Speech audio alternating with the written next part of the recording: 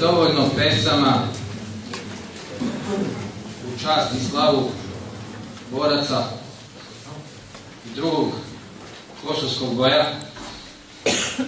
Postoji jedna koja se zove Bitka za Košare, koju je napisao Vasilij od Semberije, koja nije imala muzičku pozadinu. I ovom prilikom zahvaljujemo sestra Sanji, Olgi i Petru, koji su uspeli u toku jučerašnjeg dana i noći da pridodaju jednu melodiju koju će oni nama sada da izvedu.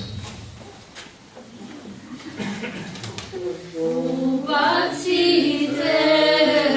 u bukvare ljutu bitku za Košare, neka znaju srpski đaci gde su ginuli junaci, neka znaju srpski đaci gde su ginuli junaci.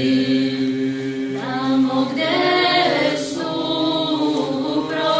prokletije, gde života bilo nije, nedaleko od Dečana boli svaka srpska rana, nedaleko od Dečana boli svaka srpska rana.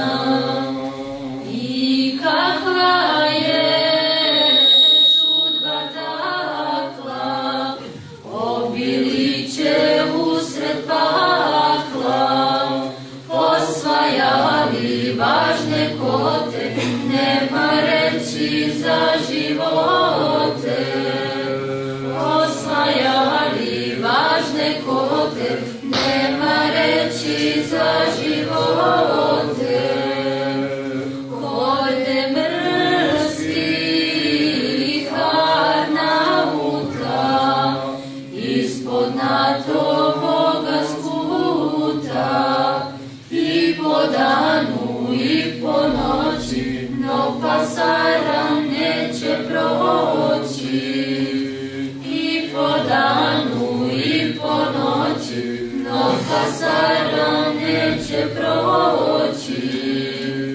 Žrtve više i ne broje, za komandu ne postoje. Odjekuje grmljavina od granata i od mina.